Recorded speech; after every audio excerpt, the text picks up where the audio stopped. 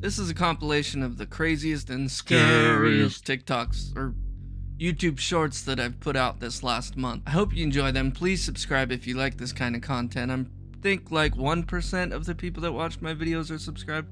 That's fine. If you don't want to subscribe, it's cool. It's fine. Now, I know some of you enjoy when I say this. I'm going to shut the hell up and get on with the video. You would like to think that when your kid gets on the bus, the last thing you'll have to worry about is the bus driver. Well, unfortunately for 7-year-old Allie Rednor, her bus driver Melinda Sanders was a complete dummy who would close the bus doors on her backpack and drag her a quarter mile, taking turns and even running a stop sign. She would eventually notice and come to a stop. Allie thankfully survived, but would have at least 8 surgeries, including skin grafts and scar revisions. She was awarded almost $5 million. As for the bus driver, Melinda, she really didn't show much remorse. Seems like errors on everyone's part, doesn't it? What I'm looking for is for the girl that's in the house to come out here, because I'm going to rip her and kill her. I want her to kill her because I have a knife and a gun. This is Christopher Sums. In 2021, he made his way to a seemingly random home in Las Vegas with terrible intentions. I just rang your doorbell because I have a couple questions. Are you sure? I just rang your doorbell because I have a couple questions. Are you sure? What? Are you sure? The video speaks for itself. It's hard to tell if he's talking to himself or talking to the woman that was home alone at the time. He was arrested the next day after being recognized by Las Vegas resident Karen Stewart. When he was arrested, he referred to himself as the Holy Spirit. I just have a couple questions for you. Here, cut it right here. This is Kayla Brown. She was found alive after surviving months with serial killer Todd Kohlhepp. In August 2016, Kayla and her boyfriend went missing when they were removing some brush from Kohlhepp's property. Todd Kohlhepp shot Charlie Carver 3 times in the chest, wrapped him in a blue tarp, put him in the bucket of the tractor, locked me down here, and I never seen him again. She was found because the police traced her and her boyfriend's last known location from their cell phone signals. When the police arrived, they heard banging coming from the container. Kohlhepp received a life sentence. I'd love to tell you that Kayla has been doing well since being rescued, but she's had her own problems with the law.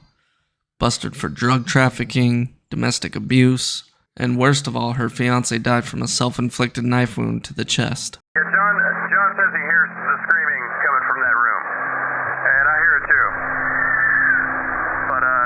But we're sure that no one's checked into that room. This video was uploaded to YouTube in 2012 by a user named JimmyNut22. Screams are heard coming from an empty hotel room. That's when hotel employee John would investigate. I would wait for the police, John. Amy, John's gonna enter the room real quick just to check, make sure, see what's going on. Wait one.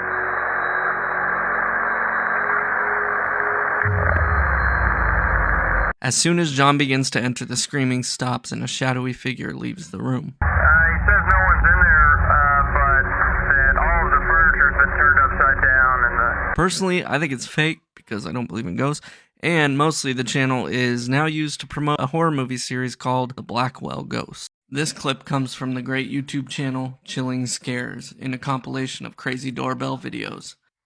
The video shows a woman trying to get into someone's house using multiple keys, including one shaped like a revolver. She looks for a hidden key somewhere as well. Clearly, she's out of it, be it mental illness or drugs, because she can't find the keyhole, unless she's actually trying to break the camera. My initial reaction while watching this was that it wasn't scary, because she's just confused by drugs or illness.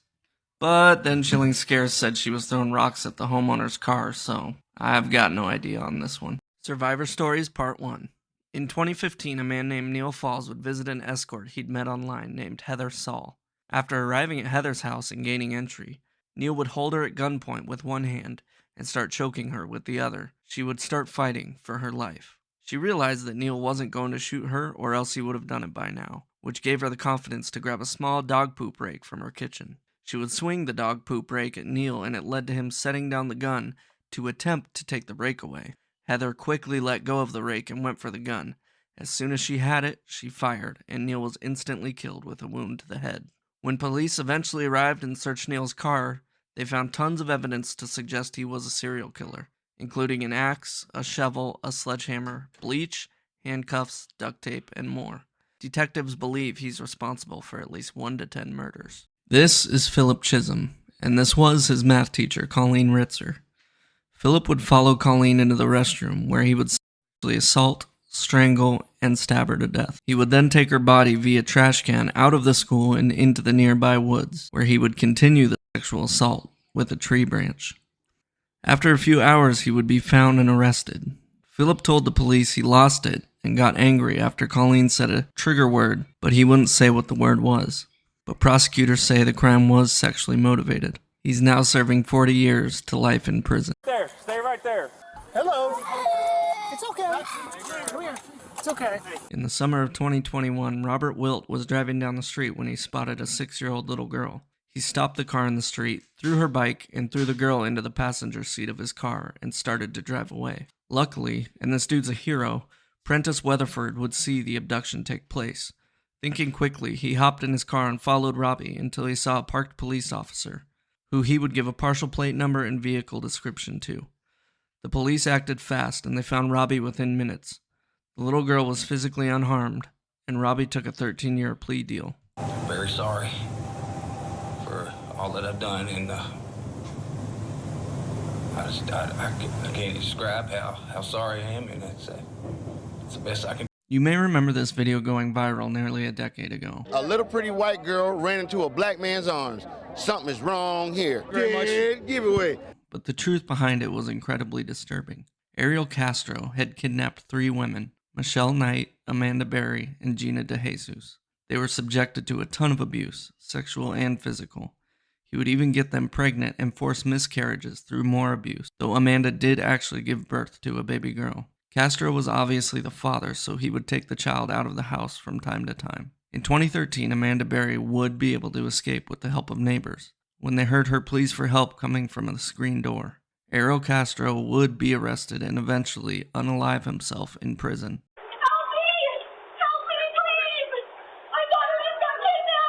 You can hear the fear in this mother's voice after Michael Webb decided to fight the mother and kidnap her 8-year-old daughter in broad daylight. A tip led police to the hotel where Webb had brought the girl, but they didn't find the girl for whatever reason, and this first lazy search attempt actually led to an officer being fired. A couple hours later, the police would return in force, 8 hours after the kidnapping first took place. Hey, here she is. Got her. We got her. We got her. We got her. You're okay? You're safe? We got you. You're going to be okay. Michael Webb was sentenced to life in prison. I'm so sorry! I'm so sorry! We're just gonna put handcuffs on just for now. I'm sorry, just What happened one night in Tulsa, Oklahoma in January 2023 is a real nightmare scenario for any parent. A 12-year-old girl woke up her mother to inform her that she had just stabbed her brother. The police were called and the girl was taken into custody while her brother was rushed to the hospital, where he would unfortunately pass away. The daughter can be seen saying over and over that she's sorry and didn't mean to do it. Months later, her mother would say the reason for the stabbing was that her daughter had stopped taking her ADHD medicine and had a manic episode. Days before it happened, she would tell her friends she was having thoughts about doing it. Dr. Darcy Sterling would weigh in saying that pieces of the puzzle seem to be missing, and that the meds are not just going to make someone homicidal like that. Are the handcuffs necessary? I'm a good child.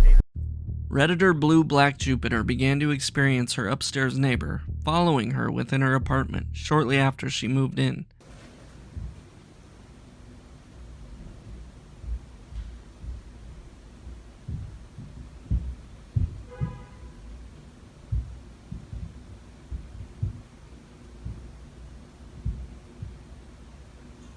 Blue Black Jupiter's biggest concern was that there were small cameras all over the apartment watching her. The comments on the post would debate if she was having mental issues or if it was really happening.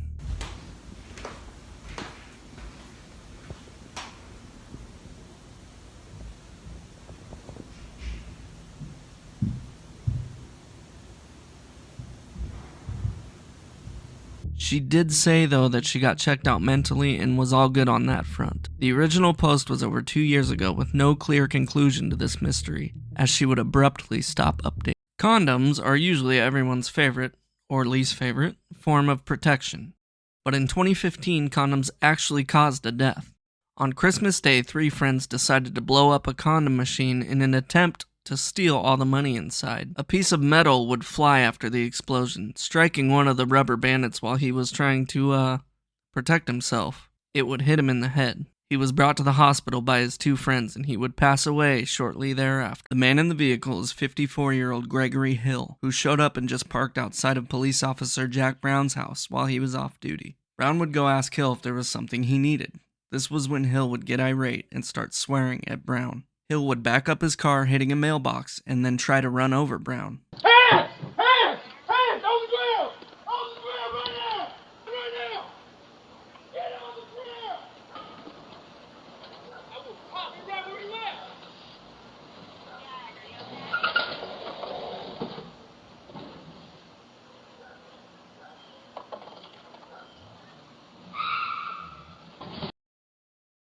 Brown's legs would be run over, and Hill somehow didn't get shot. Neighbors would subdue Hill until police arrived, and Brown only spent 1 night in the hospital before being released. Hill has been indicted with attempted murder. You would like to think that if someone caused a car accident, they would show a little more concern and sympathy for the people injured. That's my baby though. Look at my truck, bro. But not Raymundo Baralasco. No, he was just worried about his truck. How is it my fault that I'm trying to get off that lane to my left? And you know that's not for me to determine. That's fine. That's fine. That's I just want to make sure these guys are not hurt, and then they want to play victim. He had been drinking alcohol, which he admitted to, but still doesn't think it's his fault, even though he slammed into the back of a car where a couple of people had been changing a tire, even ending one of their lives. See how they hurt, but I can't see how it's my fault. One of those individuals was killed as a result of their injuries that you caused during the crash. I hope he's locked up for a long, long time.